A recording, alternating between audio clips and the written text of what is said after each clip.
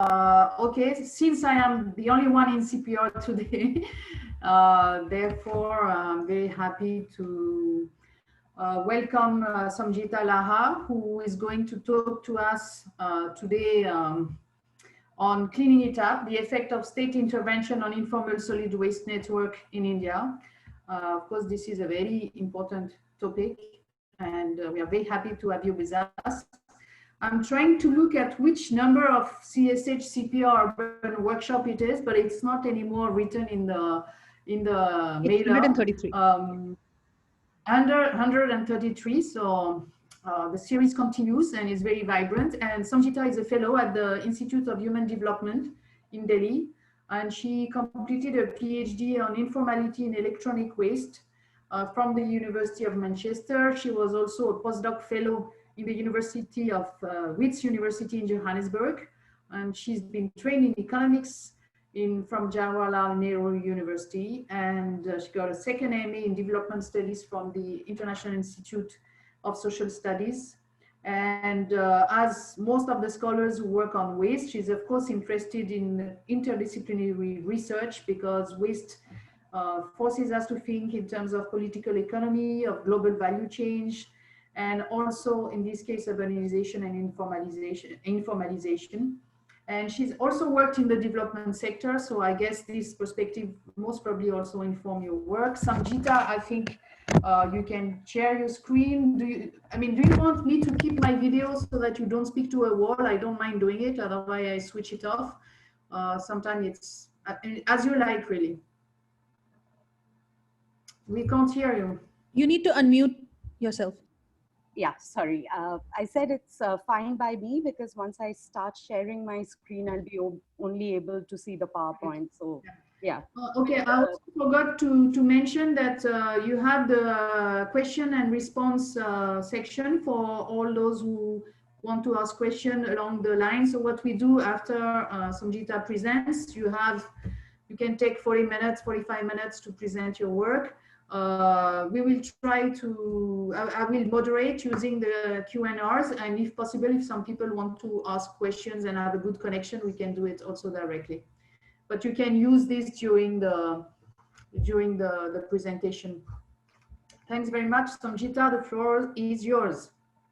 Okay, I'll start sharing my screen. I hope it is visible to everyone. Yes? Yes, yes. Yeah. So thank you, Marie, for the introduction, and thanks for giving me this opportunity of sharing my work. This presentation is actually based on an ICSSR funded research project, and that was titled Solid Waste Management under Swachh Bharat Abhiyan, or the Swachh Bharat Mission, and the changing role of the informal sector therein.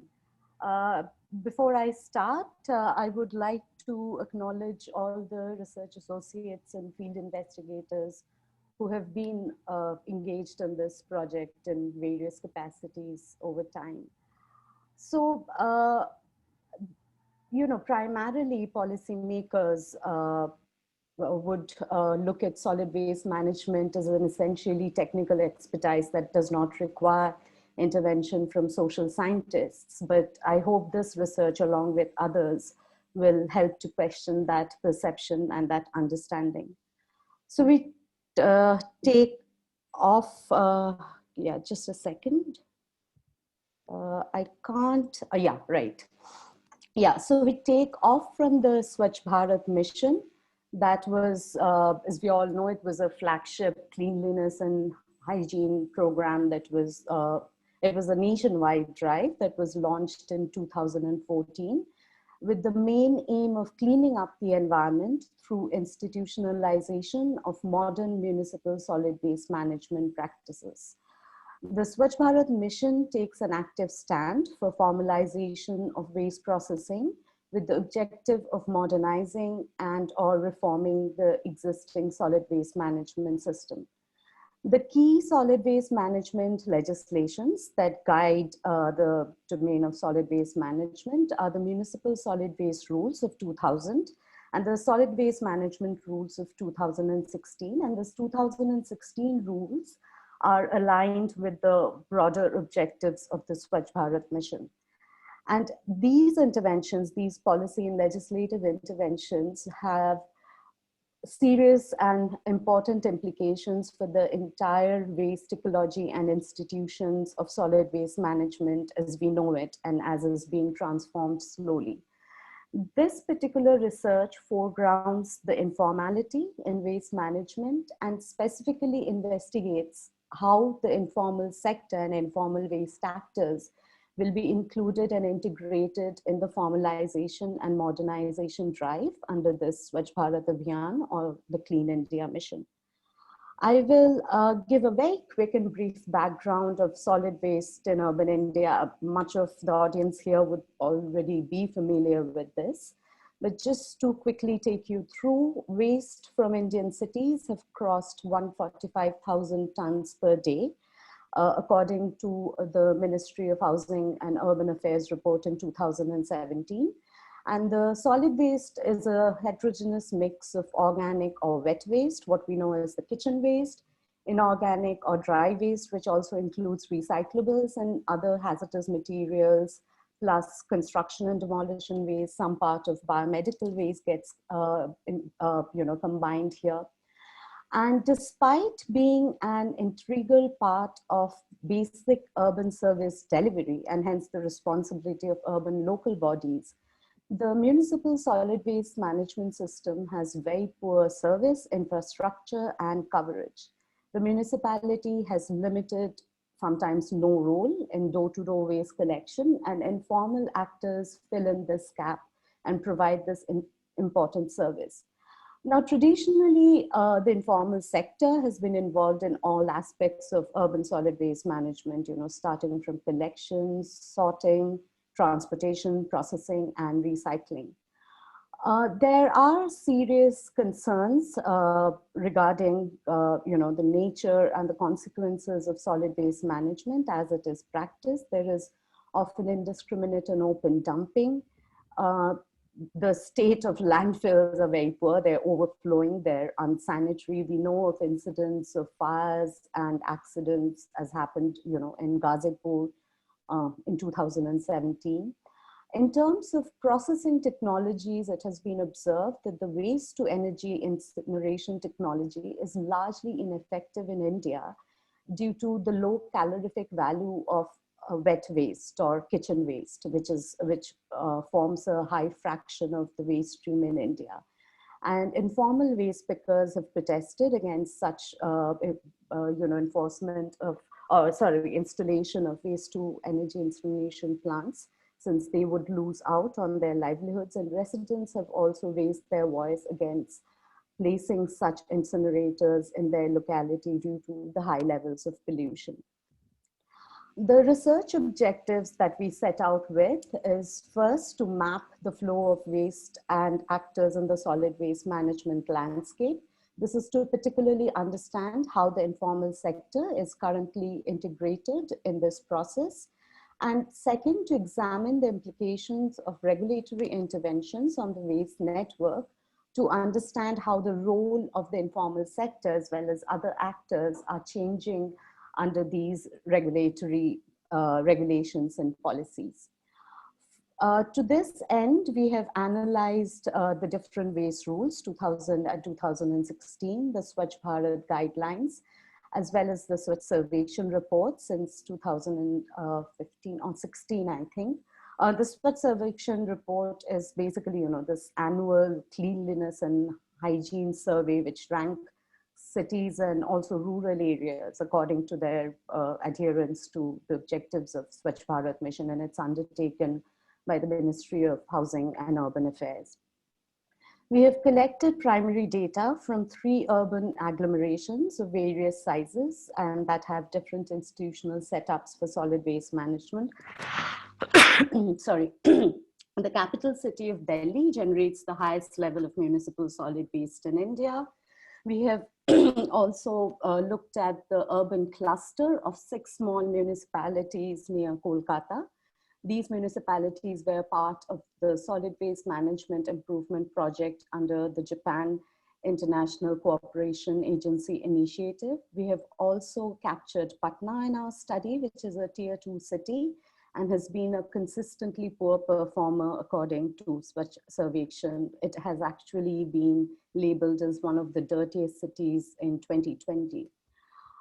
We have adopted a mixed methods approach in this 3 field sites. Our primary respondents are informal waste workers, and we have collected quantitative data through purposive sampling using a structured questionnaire and overall covering 434 respondents who are involved in waste work. We have also conducted in-depth interviews and focus group discussions with them. Our other respondents are municipal officials, private waste enterprises, NGOs and Waste Workers Association. We have also put out the particular kind of information that we have sought from them through qualitative field research methods. I will first talk about the profile of waste pickers and informal waste workers in our sample.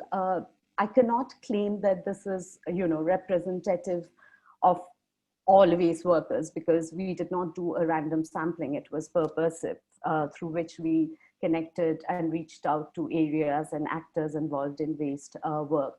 So this is, again, to repeat, a profile of our waste workers, but it's indicative of the overall characteristics, socioeconomic characteristics of waste pickers, waste workers, and the nature of waste work. So in our sample, the religious background differed significantly across the 3 sites. There were more than 90% Hindus in Kolkata and Patna, and 67% Muslims in Delhi involved in waste management. There was a higher proportion from lower caste backgrounds who are engaged in waste work. This is more than 80% in Delhi and 90% at Patna. In Kolkata, there was a greater share from general caste. There were 4% to 6% child labor in Delhi and Patna. There was no child labor recorded through quantitative surveys in Kolkata, but the presence of child labor was confirmed through qualitative research. And in Delhi, 70% of the surveyed respondents were first generation migrant against 20% in Kolkata and Patna. So the nature of waste work shows that 90% of the waste pickers in Patna identified themselves as self-employed, 74% in Delhi and 55% in Kolkata. The lower figures in Kolkata is, indicative of the opportunities for contractual wage employment available through the municipality, where waste pickers or municipal door-to-door collectors also pick up household waste. However, they have no social security, they work through contractors, and there is no health coverage. In Delhi, there is a thekedari system where, informal waste pickers are usually connected with a thekedar or a bigger waste dealer and often consider themselves to be working under these waste dealers. The most common and overwhelming reason cited by waste pickers for working in this sector was the lack of alternative employment and poverty, followed by ease of entry.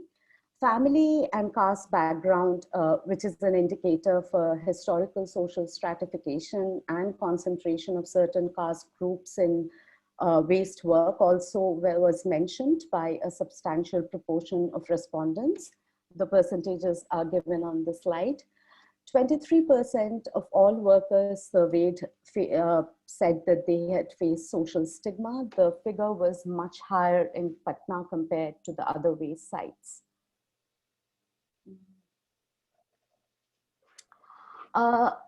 When we plot the income distribution, we see some interesting patterns. In Delhi, the modal income group, that is 50% of our sample, earn 8,000 to 12,000 monthly.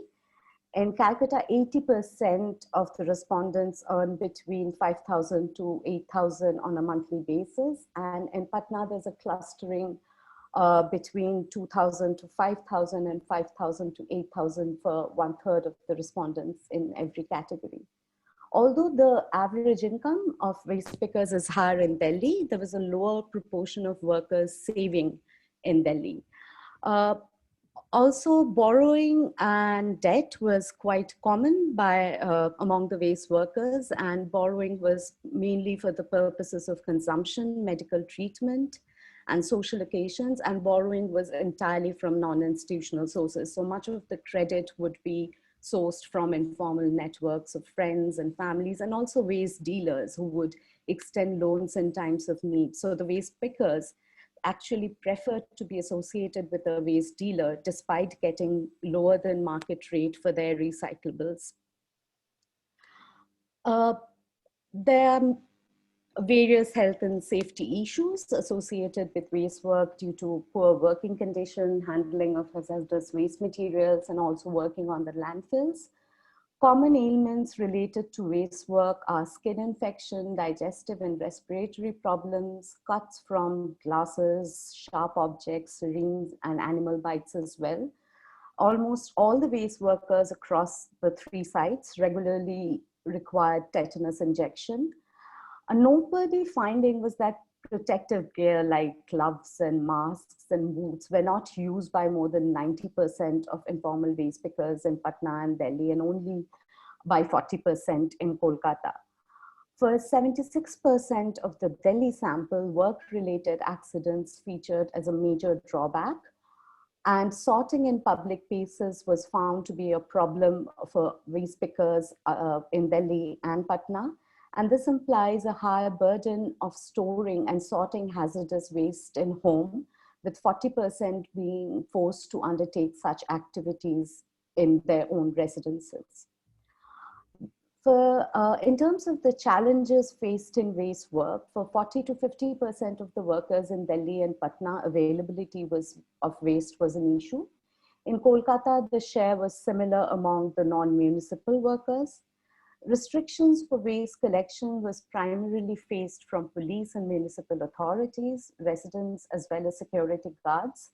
In Kolkata, again, the non-municipal workers reported such restrictions and not the contractually municipal waste collectors.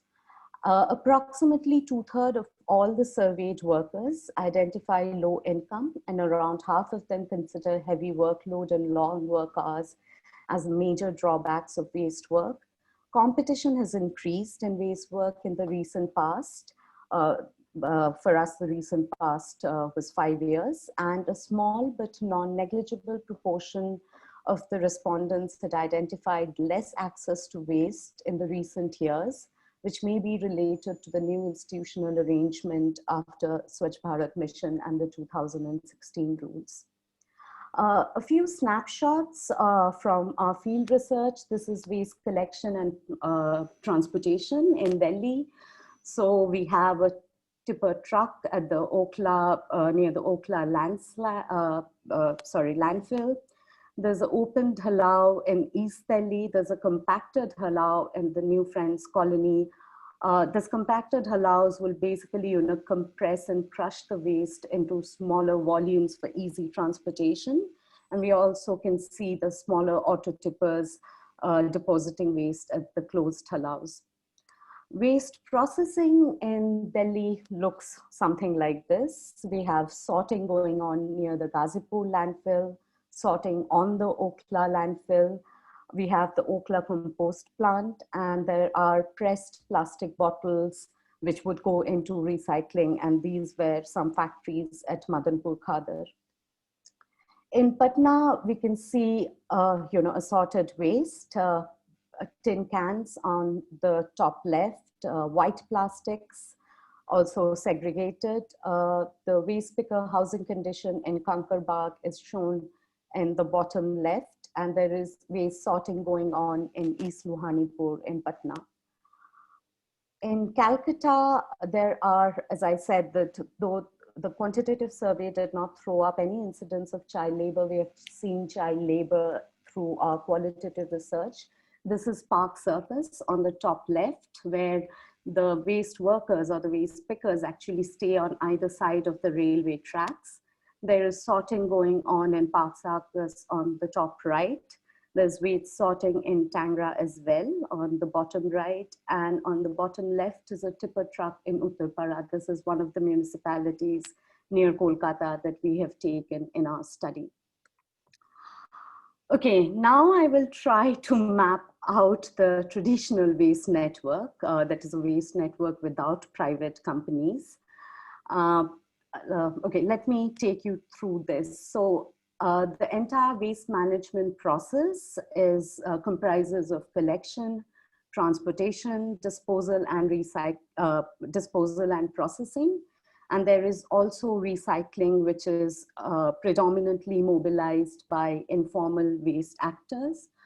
There is a combination of mixed wet and dry waste that we find in the waste stream. That is something I've pointed out before.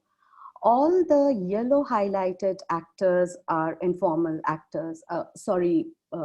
I've missed out street waste pickers.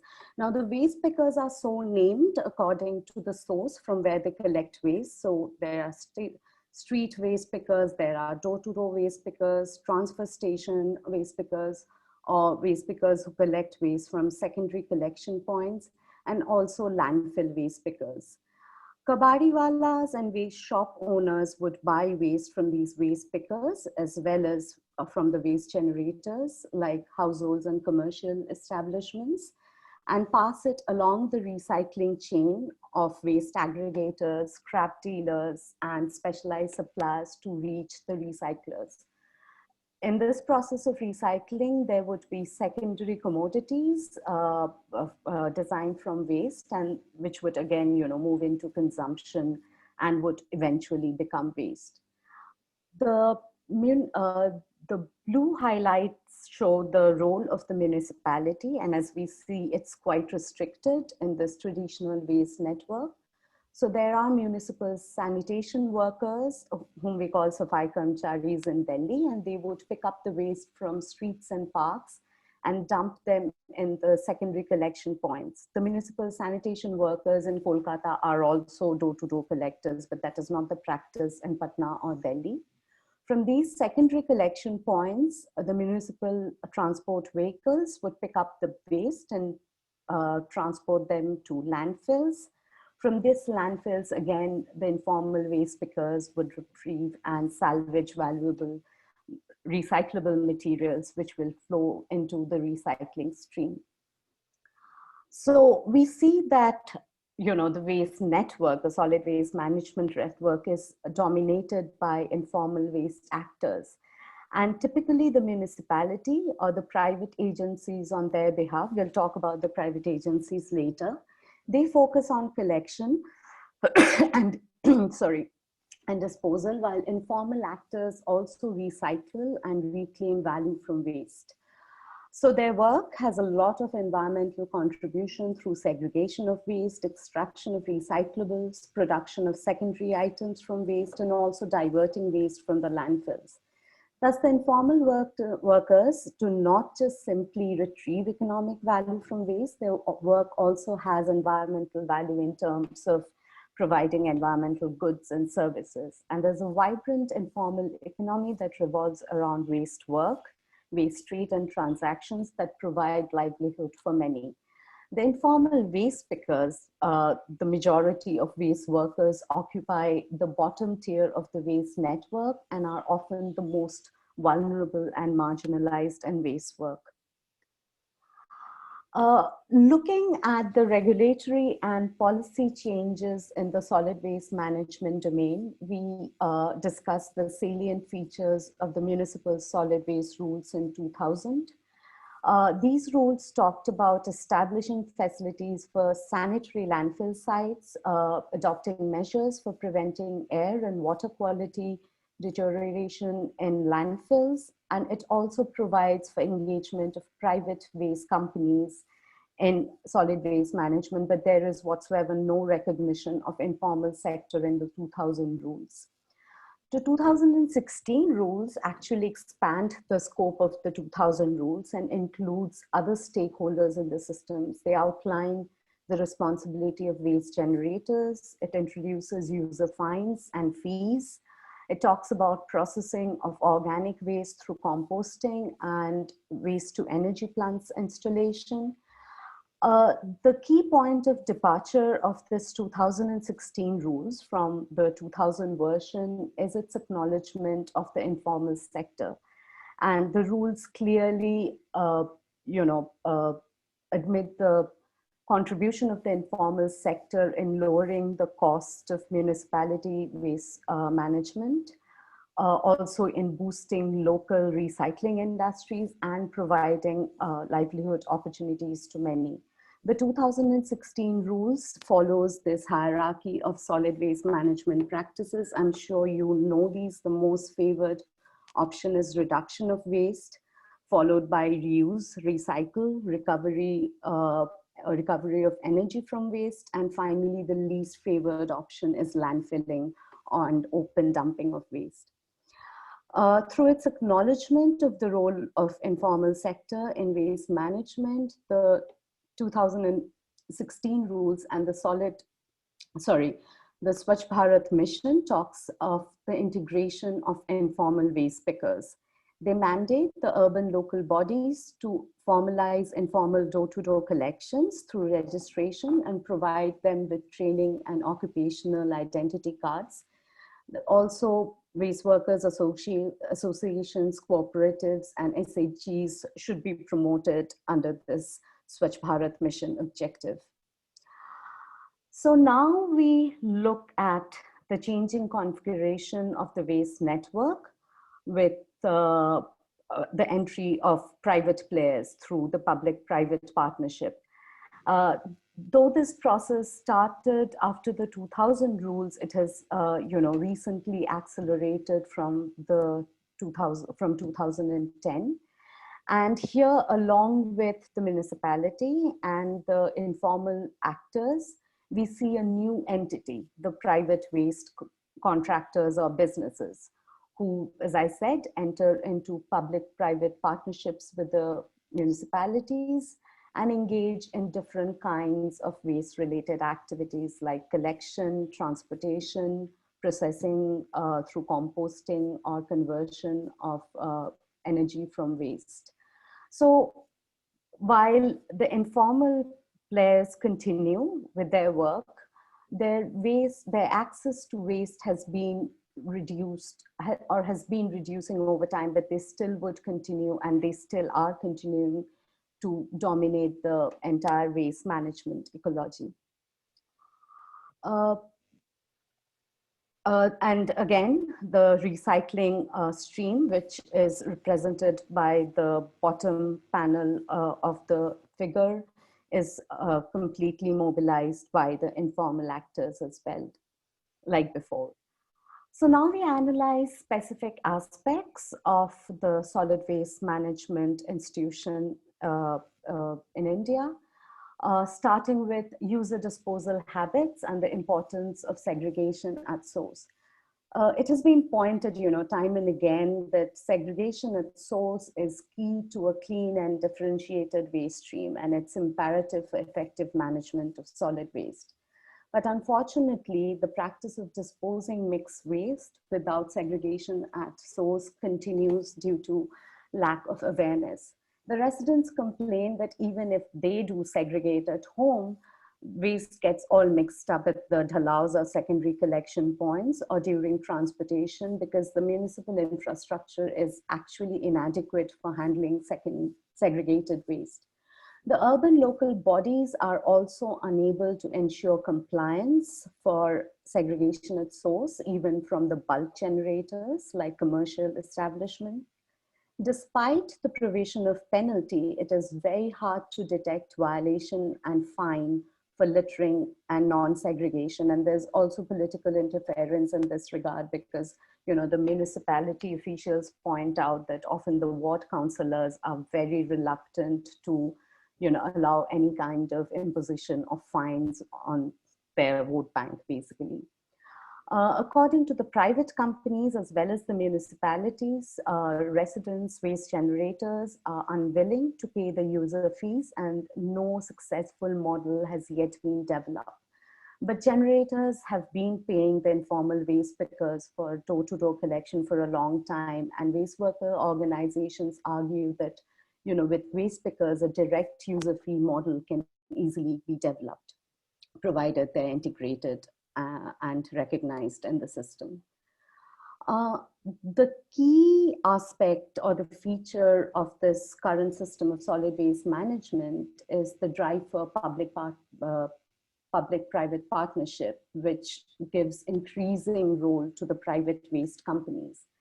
The logic for bringing in private capital is efficiency, accountability, reduction in cost, better logistics, and maintenance of the waste management system, especially given the shortcomings of urban local bodies in terms of inadequate financial resources, human resources, and also lack of technical expertise.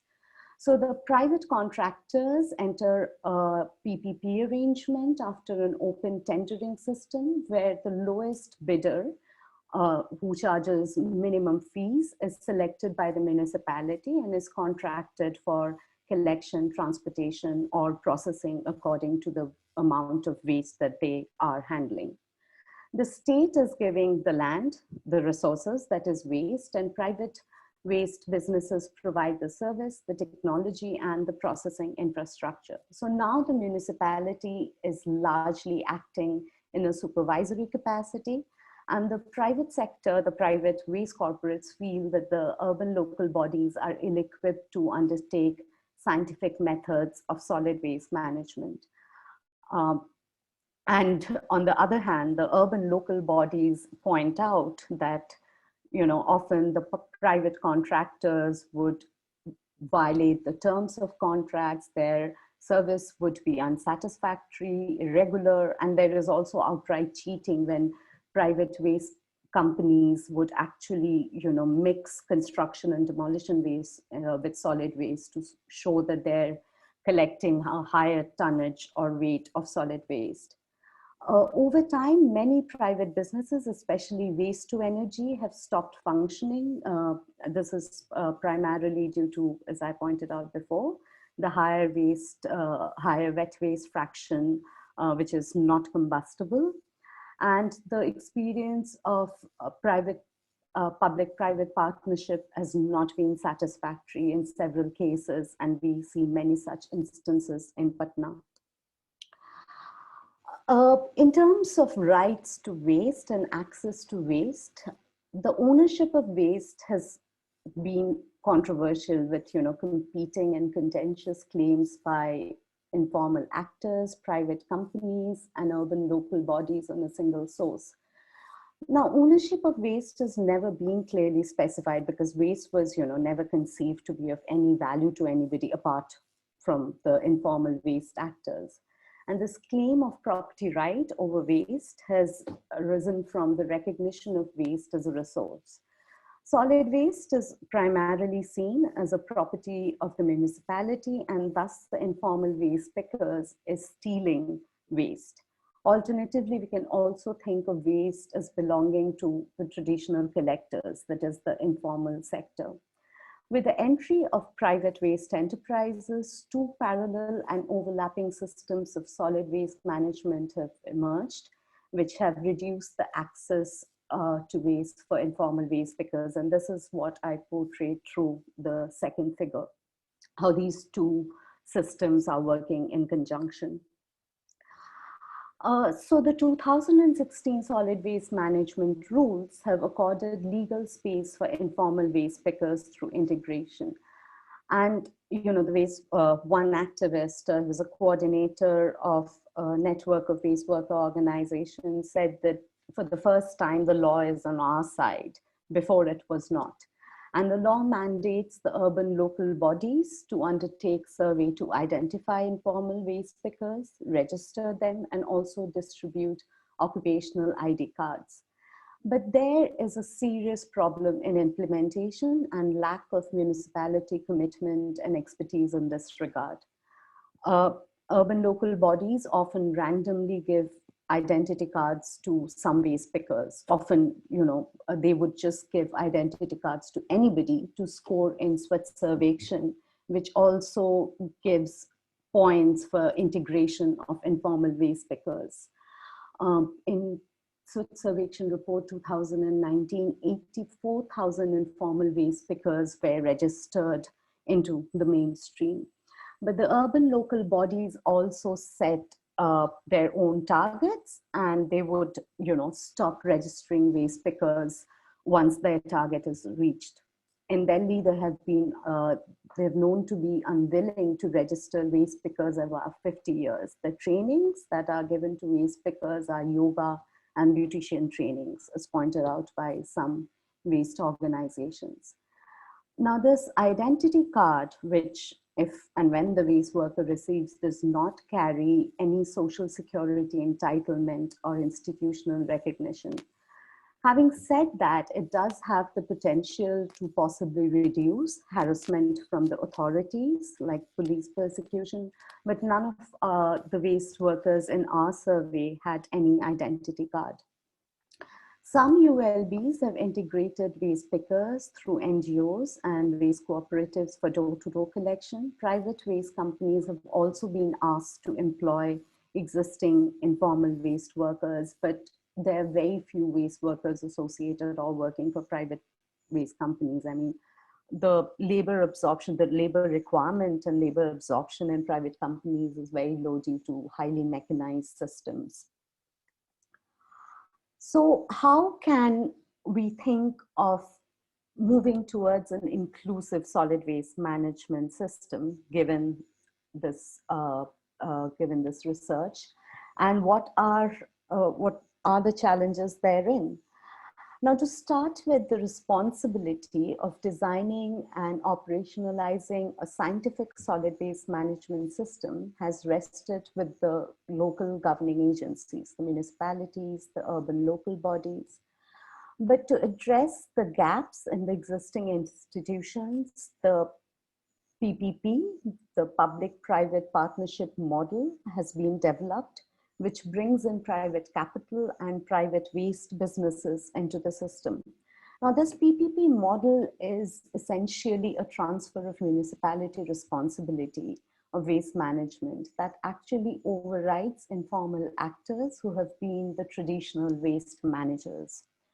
Now, we have shown how informality is crucial in waste management system, and any reform or change towards a scientific and sustainable waste management system should incorporate the informal sector, and they would be, key to an efficient waste management system. And this has been recognized by the Swachh Bharat Mission or the Clean India Drive and the Solid Waste Management Rules of 2016, which have enshrined the principle of integration of the informal sector. But as we have pointed out, there remains a gap between the policy and its implementation, and it is often complained and alleged by informal waste workers organizations and cooperatives that the rules merely accommodate informality.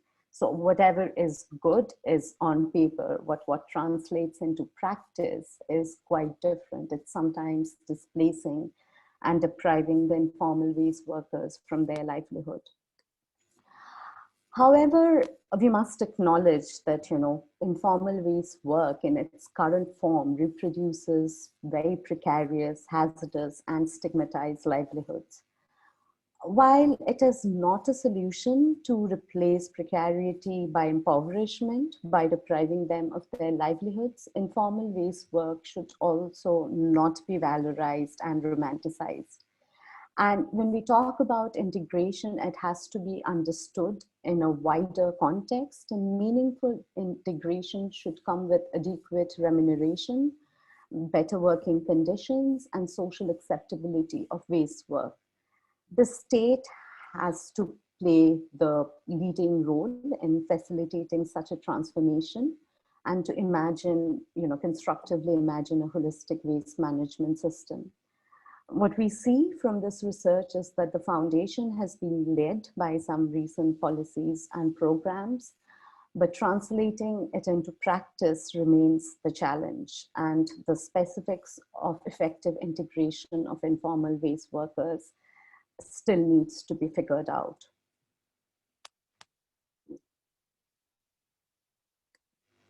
Thank you. That concludes my presentation. Thank you very much, Somjita, for a very clear and very structured presentation. And there are already a number of questions. And as I speak, they keep adding. So I will try to moderate, and if you, I will try to also club the question. So the first question is a very simple question. I think it is a purely methodological question, which is why did you choose Delhi, let's say Calcutta and Patna?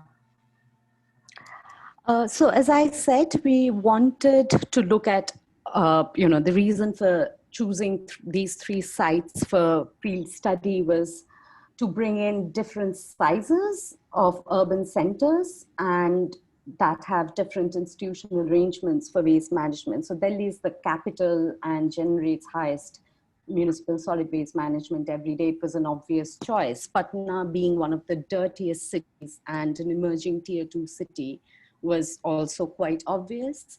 We had chosen Kolkata and the urban municipalities, the smaller urban municipalities around Kolkata, to see what sort of impact this solid waste management improvement project under JICA had on the system.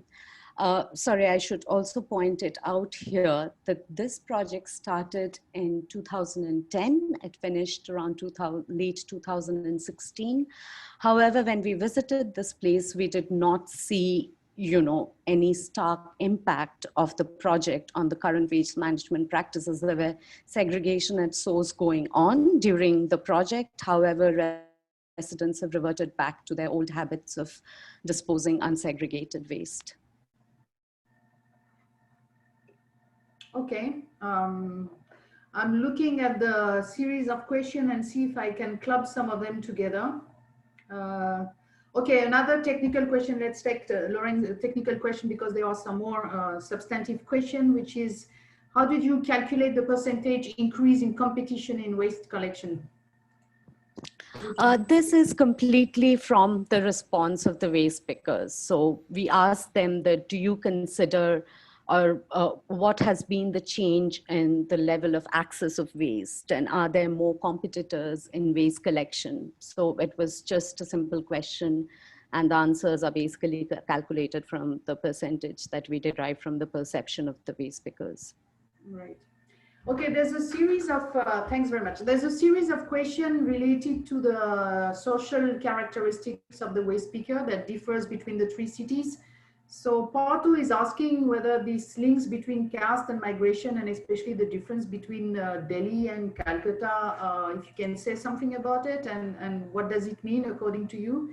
And there's also Aparna, who's also mentioning that she's doing some a PhD on politics of waste in Delhi from Oxford University. And she also understands these different religious groups being dominant in Delhi and Calcutta. And same question, how do you understand this strong differentiation from especially Delhi and Calcutta, and I think even Patna, because Patna, you mentioned social stigma and its higher presence of SC. So is it linked to that presence of SC in Patna? And also whether there are networks across the state.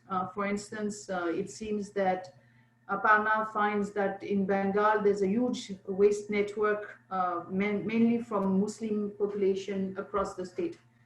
And maybe they even circulate between states, if you can answer this kind of social questions. Yeah, it's a very complex issue. Let's see how best I can respond to them. So, I mean, Delhi, as we know, is a city which attracts a lot of migrants, and there is a high proportion of low caste people from low caste who engage in waste related activities. This is not just in Delhi and Patna, but also in Kolkata. But as I said, that the profile I presented was the profile of our sample. It is not representative of all waste workers. But in Calcutta, we have found there's a higher proportion of informal waste workers belonging to general caste. And this is related to the contractual wage employment from municipality, where we find municipal waste workers engaged in door-to-door collection. Yes, Muslims are highly dominant and present in solid waste management in Delhi, not just solid waste management. We know they're in plastic waste, recycling industries, electronic waste. There are migrant networks which are very crucial in Delhi especially, and all the migrants coming in would generally be associated with, as I said, a thekedar. Now this thekedar or this waste dealer would be somebody from their own village or small town, and they would basically form some sort of an understanding where this thekedar or waste dealers offers them certain protection from police, gives them accommodation with rent, of course, and also kind of supports them in a hostile big city. And on the other hand, whatever waste this waste pickers collect, they would sort and segregate the dry recyclables and sell it to the thekedar for a market rate, which is for a rate which is lower than the market, but still the waste pickers would be prefer remaining associated and connected with the thekedar. So migrant networks are very common and popular in waste management. In Patna, especially, caste stigmatization of waste work was found to be very rampant. Sorry, I cannot, fully come up with an answer to that. But again, this perhaps is because of, the particular nature of our sample. It does not necessarily mean that such practices or such stigmatization does not happen or happens to a lesser degree in Delhi or Kolkata.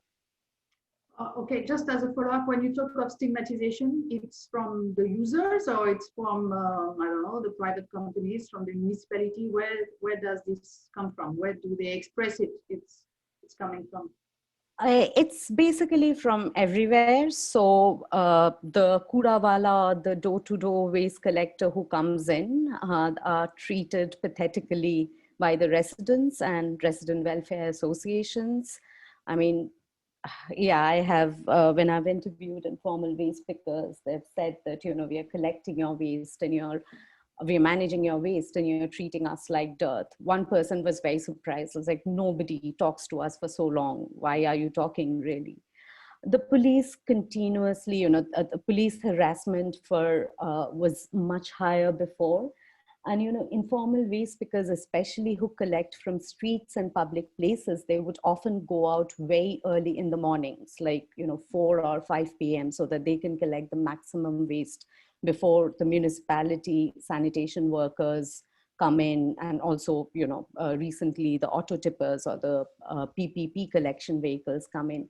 And at that hour, you would only, the police would only expect the antisocial elements to be out in the open, and they would, confiscate their waste, they would throw away their waste, they would fine and charge them. In Delhi, waste activist has narrated several cases where, waste pickers were picked up and taken to the police station on any or whatsoever, no pretext.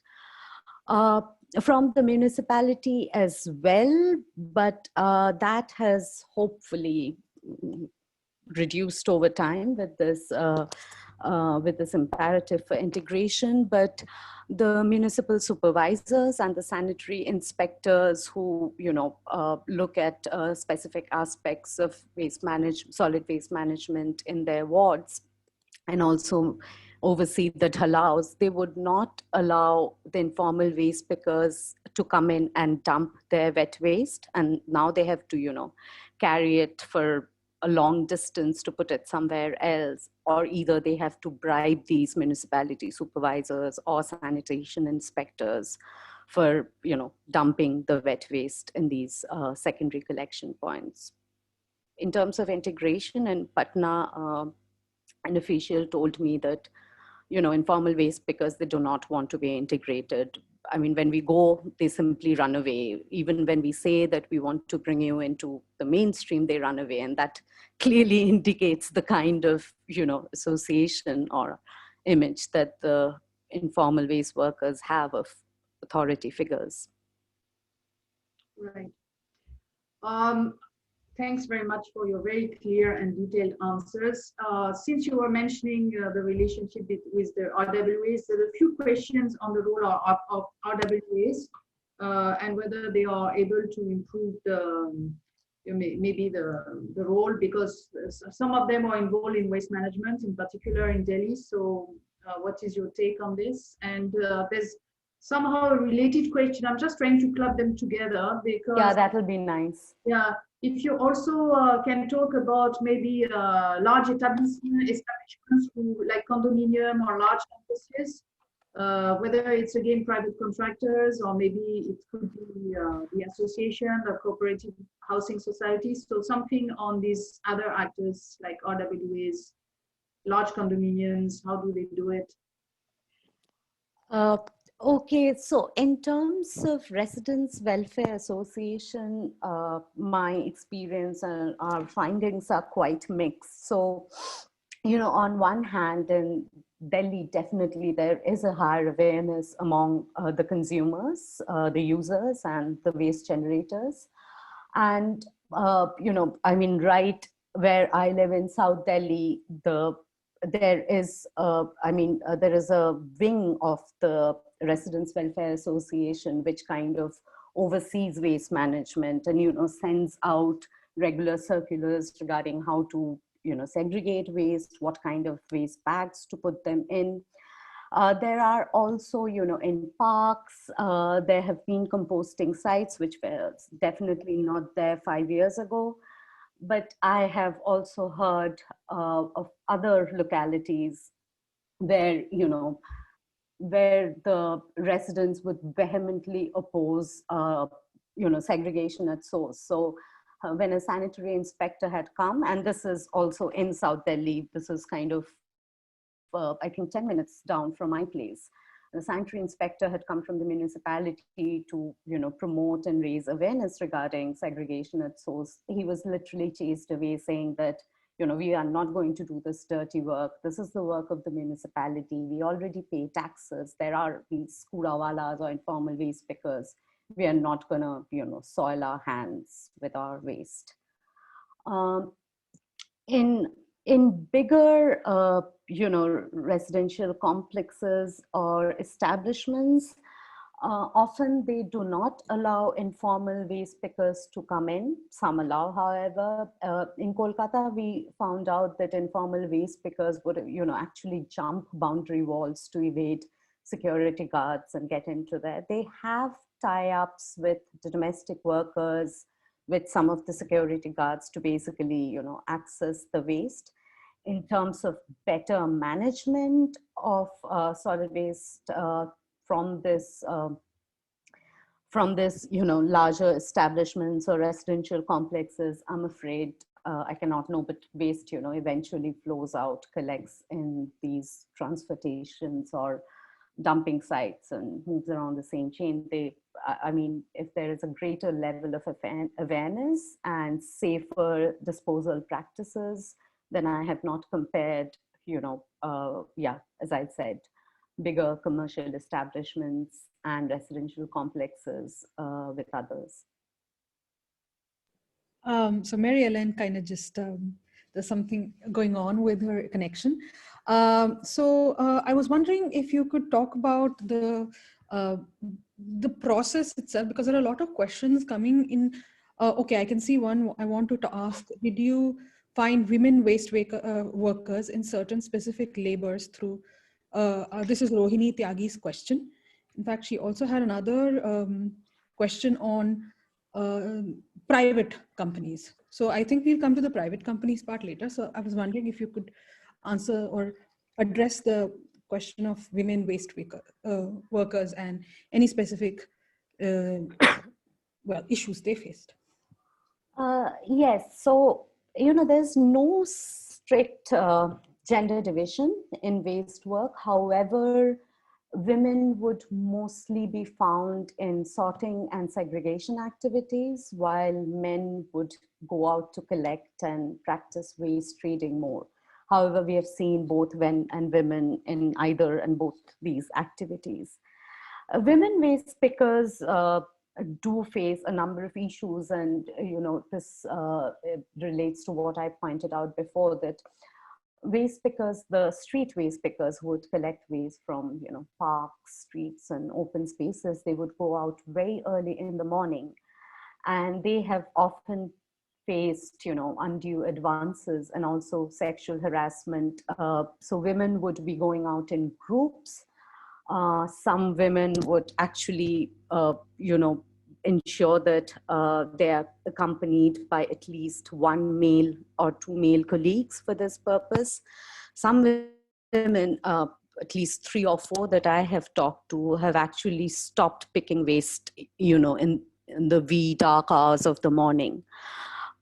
So yes, there are issues definitely, and it's compounded by their domestic work responsibilities as well. So they would do some kind of a to and fro thing. They would collect waste, come back, do their household chores, finish all the responsibilities, again go out, pick some more waste, or maybe partake in sorting in the household. And also, so the double burden also is Right. manifested there. Okay. I'm picking questions randomly. So attendees, please feel free to put in more questions, but yeah, I'm going to go through them thematically and not in a chronological order. Saurabh Manuja asks, were waste workers in informal sector found attached to Ayushman Bharat or Suraksha Bima Yojana or any other medical benefit schemes? No. Waste workers, waste picker organizations pointed out that they get whatsoever no medical insurance, health coverage, and some of them, especially in Delhi, Kachra Kamgar Union have been, lobbying with the state for a long time to include waste workers for health-related insurance under the RSPY. Later, which has merged with Ayushman Bharat, but no, they do not get anything. One waste worker said that he has produced his ID card that has been given by the municipality in Safdarjung Hospital, and the doctor has tossed it away, saying that what is this basically? So yeah, I mean, as far as I know, none. Okay, I can see Mary Ellen is back, so I'm going to give her the duty again. No, don't, because I lose the discussion, the Q&A, so I don't see the Q&A. So it's okay. Yeah, Aparajita, maybe you continue. Yeah, because sure. Okay. There are a lot of people who are thanking you for the research. There's one wide question which I think you will be able to answer well. Is can you make any recommendations about the challenge of closing the gap between policy and implementation? I wish I knew the answer to that, but I can't. I mean, this is not easy. I mean, we do blame the state, and there is a lot to be, I mean, they have a lot to answer for, but the society as a whole have also placed waste work and waste pickers in such, they see waste work and waste workers through such a lens that, a change or a transformation in terms of their living standard, the perception of their work is not very easy. So I don't know. I mean, first, I mean, this integration is definitely, the requirement of integration is definitely a start. And it should be ensured that this occupational ID cards actually carry some social security entitlements and benefits with them. Also, as we were discussing about segregation at source, that is also important. I mean, no matter, I mean, everybody points out, starting from private waste companies to informal waste pickers to municipality officials, that once the waste is mixed, there's no way of properly segregating them and scientifically managing them. So that has to happen at source to the extent possible. And this behavioral change is something that has to, come about through, not through awareness campaigns and everything, but also through, proper education and understanding of this, which should perhaps be built within our education system right from the school. Mm-hmm. Uh, Public-private arrangements or models can actually be rethought in a different way. So while the private now in PPP are these big waste businesses or corporates, the private can also be the informal waste pickers, right? They are private entities as well, and there have been such successful endeavors in India. There is Swachh in Pune, where the Pune Municipal Corporation has actually, entered in a contract with the cooperative called Swachh. It's a cooperative which is owned and run by waste pickers, and they actually, collect user fees from the household, also get support from the municipality. So something like this can possibly be imagined and implemented. Uh, there is another very complicated issue regarding, different kinds of waste management system. And here I talk about centralized versus decentralized waste management system, and which is better, which is superior. Ideally, maybe a combination of both of them, but a decentralized waste management system which talks about, managing waste as proximate as possible to the source of generation is perhaps a better idea, so that the entire burden of waste management does not fall on a single facility or a processing site, and which, if it fails, then of course it's a total failure of the entire waste management system. Having said that, there are definitely advantages to centralized waste management system, and that derives from, benefits of scale. So transportation is easier, processing is better. And this is also, in the guidelines of the waste rules, that they're, on one hand, they're talking about promotion of decentralized waste management systems where informal waste pickers can be suitably integrated, but they are also emphasizing the requirement of centralized facilities like waste to energy plants and large-scale composting sites. However, I should point out what has been mentioned to me several times, that large-scale composting from wet waste or kitchen waste is not very sustainable or economically viable, because there does not exist a huge market demand for such compost, and storage is a problem. Also, the demand for compost is seasonal.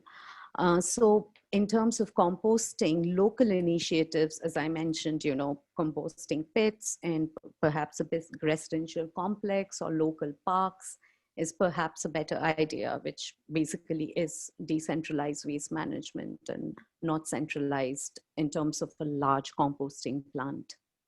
Mm-hmm. Yeah, Okay. these are just a few thoughts. I'm sure, people can add in more and share them as well, if you can think of something.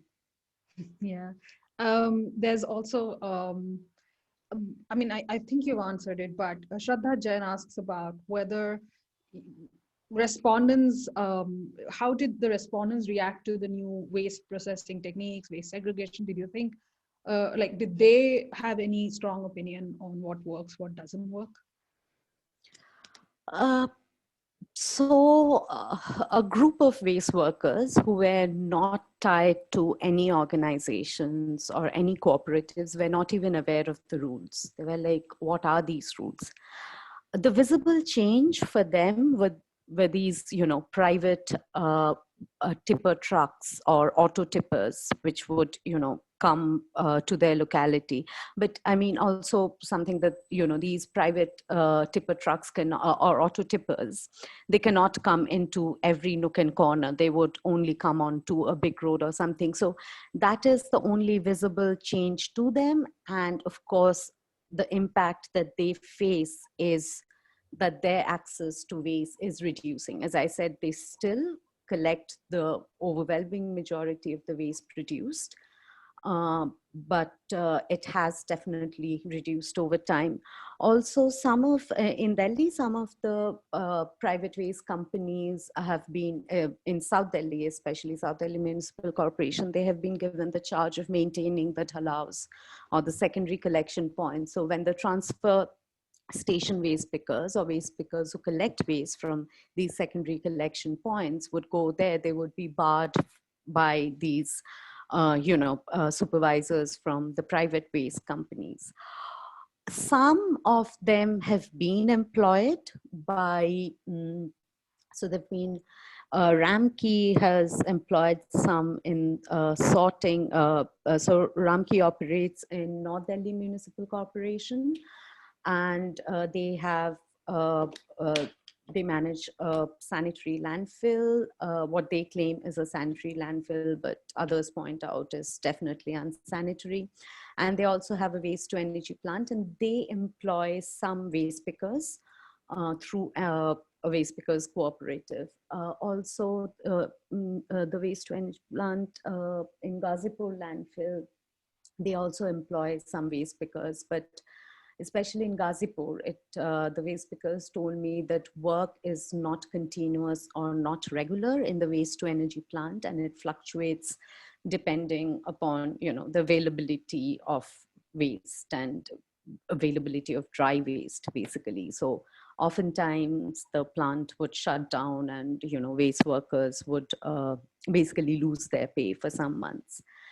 Patna is a very specific case. In Patna, the waste pickers had a very bad experience with a private waste company who was given, a contract for door-to-door collection and transportation by the municipality. They had employed informal waste pickers, but they were not paid on time.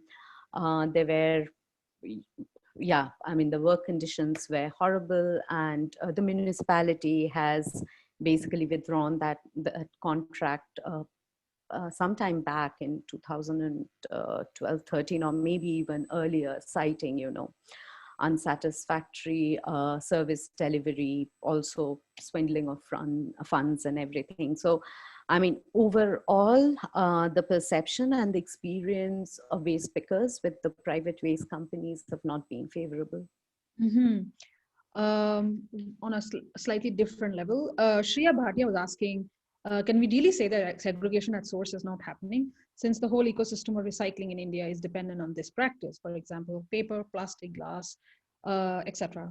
Only waste that is difficult to monetize goes into the bin at household level. So isn't financial viability an important aspect to look at when segregating for low value wastes? Yeah, the financial aspect is paramount, right? And that is what the waste workers, entire livelihood is based upon. When I say segregation at source, I mean segregation by me and you, right? Mm-hmm. And whatever goes out from the households, from commercial establishments, are unfortunately not segregated. The waste pickers segregate that. The waste pickers break it up into the wet waste or the organic waste fraction, which goes into the secondary collection points, and they retrieve dry recyclables from this waste. So segregation at source is not really happening. As I said, I gave you the example of my own locality, that awareness has definitely gone up than before, but there is still a long way to go. And all these, behavioral changes, disposal habits and patterns, they take a long time to develop and change. However, there is, no reason to give up on them. And yes, the financial aspect and the economic aspect is, what basically drives and moves the entire waste economy, the informal waste pickers. If they will not get any return from working on waste, they would not do such a work, right? Right. Remy and Mary Ellen both have questions, but before that, I'm gonna ask the question that Julia Corwin asked. Thanks so much for the talk. Could you discuss caste, religion, or regional divides you've observed in waste management in Delhi? Also, if you could just mention which municipalities in Delhi you were looking at, that also. So we looked at all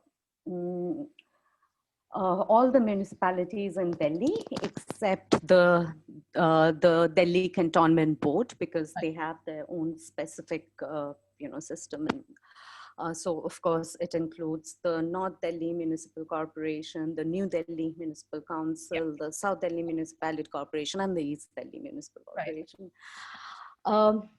In terms of caste, as I said, a lot of the waste pickers in Delhi were Muslims, and a high proportion was in Delhi and Patna especially were from lower caste, and many would actually, when we asked the waste pickers about the reason of choosing waste work, while they also, of course, they talked about, lack of better work opportunities, poverty, but they also talked about ease of entry. And for many, many migrants, waste work actually is very easy to enter into, because waste work is typically seen as unskilled. And of course, waste work is often not by choice and not by compulsion. Not by choice, but by compulsion. And many, lower caste who already have a vulnerable position in the society and would be in the, the lower strata of the economic distribution would partake in such activities. I have talked to some migrants who are waste pickers in Delhi, but they would not say that back home. They would say that they're either rickshaw pullers or working in tea stalls or somewhere. And despite coming from quote unquote a caste which is known to be working or has historically been working on waste, some waste pickers have actually said, that times have become bad and I have been forced to this kind of work, but I don't come from a caste of waste pickers. I'm not a Bhangi. So they, even among the waste pickers, this understanding, this stigma of certain castes involvement, great involvement in waste work also remain. Mm-hmm. Remy, do you want to just ask your question yourself? Do you want to unmute yourself? Yeah. I have two questions. But the first one is just a comment about the segregation at the source. One can think that households are not the source, and actually the industrial design of the production will be the source of the waste stream. So if you change the design of the product at the industrial production level, then you change the waste generation stream at the household level by reducing the amount of waste. But this is just a comment. It was because your presentation is about another topic. My question is simply about, did you observe some arrangement between the formal employees, might it be municipal or private, at the collection level, at the Dalao level, with the informal waste workers? Did you observe that the formal employees could contract the informal ones to do their own work? For example, at the Dalao level, a private company, might it be Ramki, has privatized the Dalao maintenance and the maintenance of the Dalao. Maybe this private employee could contract informally is part of the work to some informal waste workers who were taking in charge actually the collection before the privatization. So if I understood you correctly, yes, as I said, informal waste workers, some informal waste workers are employed by private companies. And this is often in the, as you said, in the maintenance of this thalau's or the secondary collection point. So there would be, waste pickers, the transfer station waste pickers, we have called them in our research, who would be sorting waste from the dhalau's, and in that essence would also be maintaining the dhalau's in some sense. Now, some of them have been absorbed by private companies. Also, as I said, some informal waste pickers are working as sorters or machine operators for private waste contractors. However, the labor requirement is quite low in centralized systems of waste management and mechanized systems, which is followed by these private waste companies. So yeah, not much informal labor can be absorbed by these private companies given their practices and model of waste management. The municipality themselves, despite the mandate of integration, they do not themselves want to deal with waste pickers. I mean, frankly, they do not want to deal with waste. They are basically giving the responsibility or passing it on to private waste corporates. And they have also asked the private companies to integrate the informal waste workers. And also, they have tied up with certain NGOs and cooperatives to do that. But it is not at a very wide scale and differs a lot from place to place, depends on, like in Delhi, there is, some vibrancy in waste pickers organizations, and there are quite a few organizations who raise waste picker issues. There isn't much in Patna or Kolkata. Okay, thank you. I think Mary Ellen had a question. So if you could, Mary Ellen, do you want to unmute your? Yeah. Okay. Yeah, I had a question, Somjita, and I think somehow it follows on Remy's question, and it's really first, it's about your PPP section of the presentation, because PPP is a term that is used by the policy papers and by the municipal officers, and it's a term that to each of us brings some form of imagination. I really think that we need to unpack what PPP means from a more theoretical point of view, because I would like to know much more about who are these private actors. My hypothesis would be that some of these private actors are very informal as well.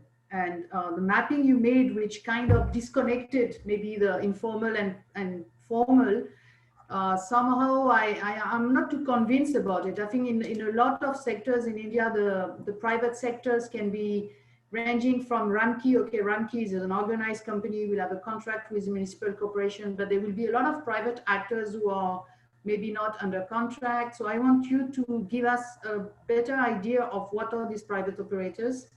And I wonder from a more policy perspective, if the fact of keeping these categories of PPPs, informal, waste picker is actually very useful in understanding how the whole chain is actually organized, because it almost gives an idea that, either it's an institutional failure to integrate or to have good contracts, the contract don't work, without understanding how all this chain is enmeshed in very strong relationship. I mean, maybe private operators also use informal workers, maybe informal workers create companies to get a small contract.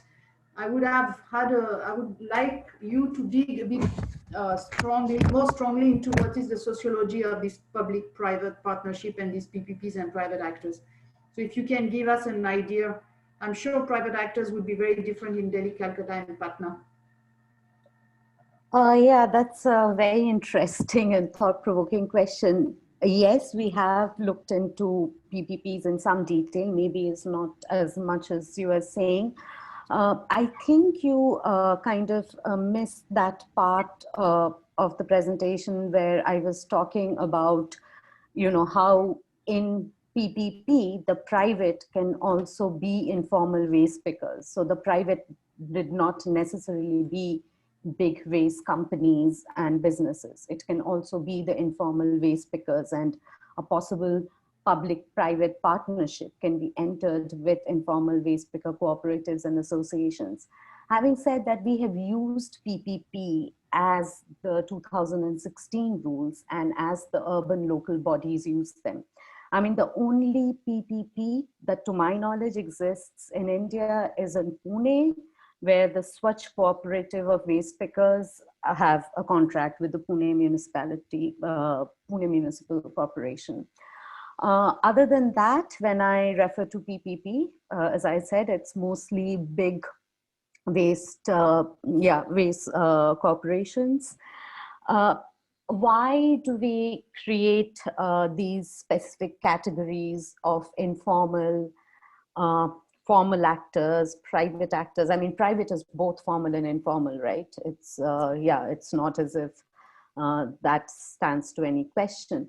But I mean, somewhere, of course, these categories are not watertight. They're not completely distinct. However, there are specific characteristics of waste work that makes it an informal waste work, or something that brings it under, the municipal formal system of waste work. So the municipal sanitation workers, however, is their employment really formal, really regular? Because they are also contractual employees now. And, they have whatsoever little work security and non-wage benefits. So yes, these very strict binaries of formal, informal are problematic, should be addressed. However, for, the sake of discussion, research, and clearer comprehension, we need to understand and create some differentiation between actors, however fraught they sometimes may be. And hence this attempt. And yes, you're right. I mean, in the waste network, all these actors are interconnected, interdependent. I think the arrows that I depict there is, testimony enough. I mean, however, these are extremely complex figures that I've created, and yeah, I apologize for that, but I frankly did not know how to simplify such a complex ecosystem of, informal, formal waste work and everything into a visual representation. No, that's fine. That's not what I was saying. And I agree with you that it's very complicated and all these categories are overlapping, and it's a real question. But if Parajita let me have a follow-up question. My question is, the fact of doing this, and we need to simplify reality. I absolutely agree with you, and I also believe in the value of category, is that using these categories, which are actually often within the policy framework, are they useful to improve the situation? Or do we need to deconstruct this category to be able to find solutions? Because these categories, they also guide actions, right? Yes, absolutely. So that's more of my question. I agree with you. You need to have categories, you need to map, you need to simplify. But the fact that this is what is in the mind of policymakers, that there's informal, there's PPP, there is that system, does it actually improve the situation? Or whether if we were thinking differently across categories, we would find more sustainable and enduring solutions? No, absolutely, you're right, and I am in full agreement with you in that regard. I mean, for example, just see, I mean, informal sector in waste management. I keep using that word, but the informal sector comprises of so many different actors. I mean, it's not a homogeneous category, right? They're informal waste pickers, they're kabadiwalas, they're scrap dealers, they're different waste aggregators, and we kind of, convenience sake, we kind of club them all together. At the policy level, such a thinking which would guide eventual action is definitely problematic, and this entire waste worker or category or informality in waste management should be deconstructed, definitely. But just to clarify, when the rules are talking about integration, they're only referring to the informal waste collectors and waste pickers, and not, the entire range of other informal workers. Okay, thanks. Okay, so we have a comment. First, I'll just go to Vanshi, who has asked this, her questions twice, and then we'll go to Dr. Jeffrey's question. Were there informal waste pickers engaged in authorized residential areas too? Yes, I think that you answered that. And are you aware of whether this informality has improved after the launch of the star rating of Garbage-Free Cities 2018? And well, connected to that, Robin Jeffrey asks, fascinated that KKP in Pune hasn't had more imitators. On the other hand, it sounds as if it has done well to survive. Yeah, KKP, I mean, that model, I don't know why has not been widely replicated, or maybe it has been and I'm not aware, but I have talked with organizers in KKP and Swatch, and to my understanding, those models and those endeavors definitely merit replicating. Sorry, what was the first question, Aparajita, that you asked prior to this? It was the star rating of garbage-free cities. Yes.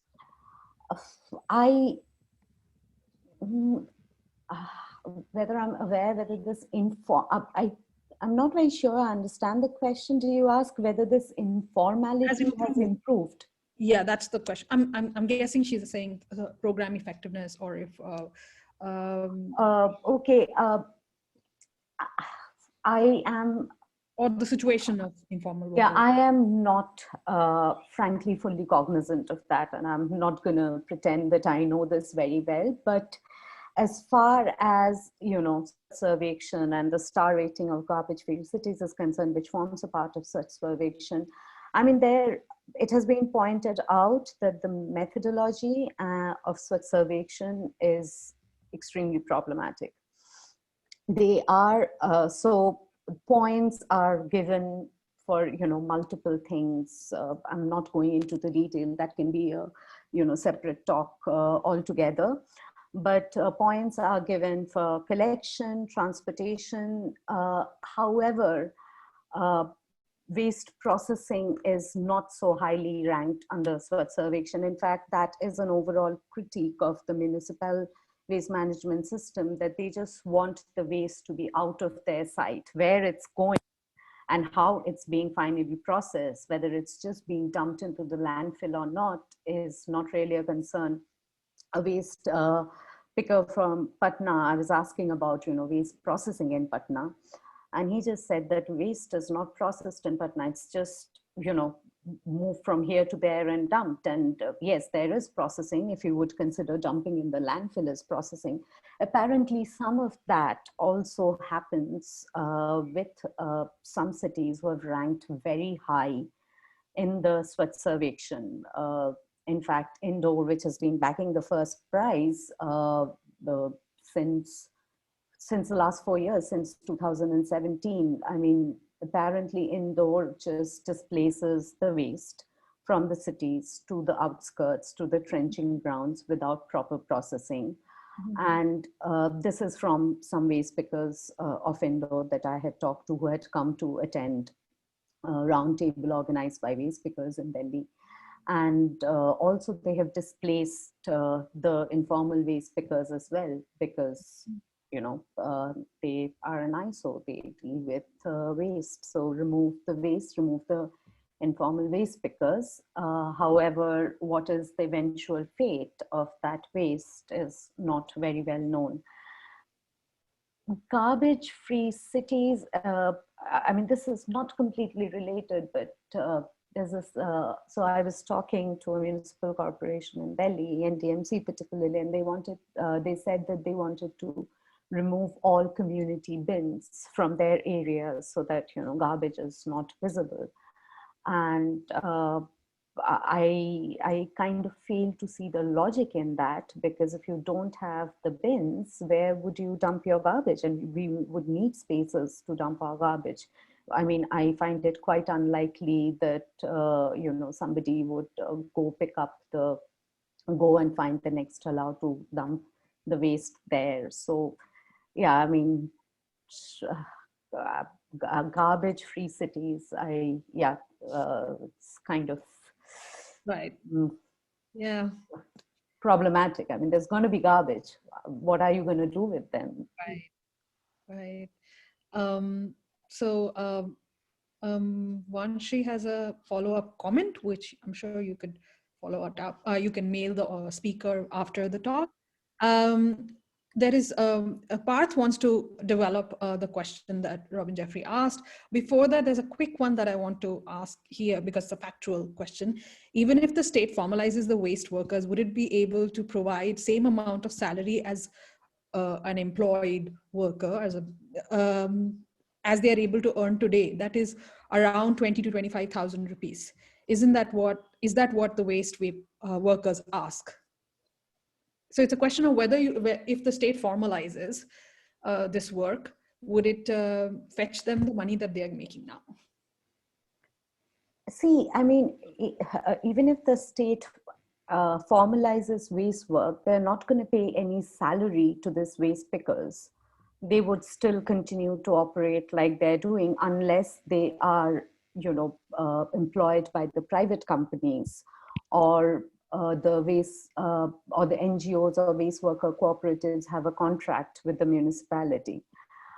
I frankly do not know how much they would earn in such circumstances, but yeah, I mean, at the current moment, what they earn varies a lot. I mean, and it's definitely not always in the realm of 20, 25,000 per month. I mean, that is something that, waste shop owners or small scrap dealers, maybe big kawariwalas earn, but not the informal waste pickers who collect waste from streets, from door to door, from landfills, or even secondary collection points. Right, right. Parth, do you want to just ask your question? Like, unmute yourself. Hi, Somjita. I was just checking, this whole issue of collective organization when you were interviewing workers in Patna and Kolkata and even in Delhi. Did this issue ever come up? Did people ever talk about forming collectives and then sort of engaging in some way, or is that completely out of their sort of mind space or realm of possibilities at this point in time? What's your, I was wondering, even if you had, this wasn't a part of your actual research, I'm wondering whether you could speculate based on your conversations that you've been having with them. So, of course, informal waste worker organizations or collectives or networks do exist, and I've talked with quite a few of them. However, what they have repeatedly pointed out and lamented as well is the challenges of organizing informal waste workers. I mean, as it is, we know, organizing informal workers of any kind is difficult due to the scattered nature of their work. You don't find them in factories or anything. It becomes even more complicated with waste work because despite the fact that the informal waste pickers, the entire waste network has there's a lot of dependence between different categories of waste pickers and the informal waste network. The informal waste pickers sometimes also look at each other as competitors for waste. So they're not always very willing to come together. However, some of the efforts in, in bringing together waste workers under such a collective or a forum has been useful and has been effective also, I would say largely because Kachra Kamgar Union in Delhi have successfully negotiated with the police to stop harassment of waste pickers. They would, they would just go to the police station and voluntarily offer to clean up the premises so that, the next day or the coming month, it just becomes slightly more difficult for that police officer to harass somebody who has cleaned up their compound.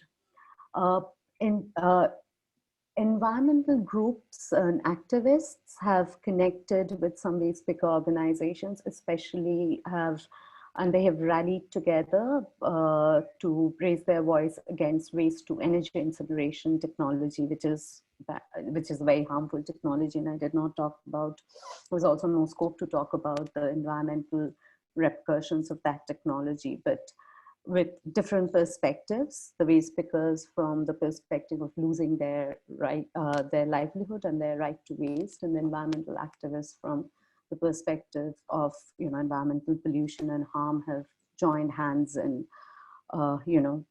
opposing the practice of waste to energy installation plants. So yeah, there are efforts, but there are also challenges in such efforts, I would say. Pat, do you have any follow-up questions? Remy, you have a follow-up comment regarding the same thing about Safai Sena. Do you want to come in? Yeah, no, but yeah, I can. Well, just to follow what Somjita was saying, in Delhi, Safai Sena with Chintan, this NGO has tried, but from what I understood, the biggest difficulties remain in collaborating with the municipalities, because municipality tends to favor very modern technological solutions such as waste to energy.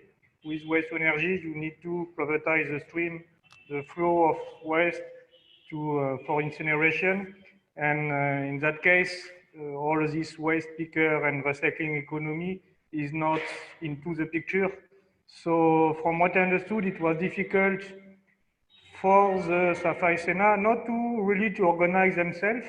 They have like for a lot of members now, but the difficulty remain in to collaborate, with the municipality when this municipality prefer do not like this traditional, economy of recycling, and they prefer to look like for modern solution to replicate the solution as it is in Singapore, Paris, London, etc. So that's also one of the, in Pune, they have been successful because the municipality, to a certain extent, was ready to collaborate. But this is not the case in most of the municipalities, because they are very reluctant to collaborate with waste workers organization for very cultural reasons. My internet connection is unstable, it's showing, I don't know. Yeah, this was just a comment. Thanks, Remy, for adding to that. Okay. Mary Ellen, do you want to just come in and, round it all off? Okay. You want me to close the seminar? Okay, I'll do that. I have to say it was extremely rich seminar, and Somjita, really, I have to thank you in the name of CPR and CSH for the very, very interesting presentation and your ability to answer all the kind of questions that were thrown at you. I think it was really, Thank you. But yeah, I'm not sure I did such a great job in responding to all the questions. Well, I think it was really interesting, and thanks for bringing up such an important topic to our seminar. And I guess we meet next month. I think we will talk about housing, if I'm not mistaken, Aparajita. Yeah, that's right. So thanks again, and thanks for all the participants coming from all over the world listening to Somjita. Some people were coming from, I think, France, Vietnam, Australia, India, wherever. So thanks very much to all, and see you next month. Great. Thank you for listening and for this opportunity. Bye.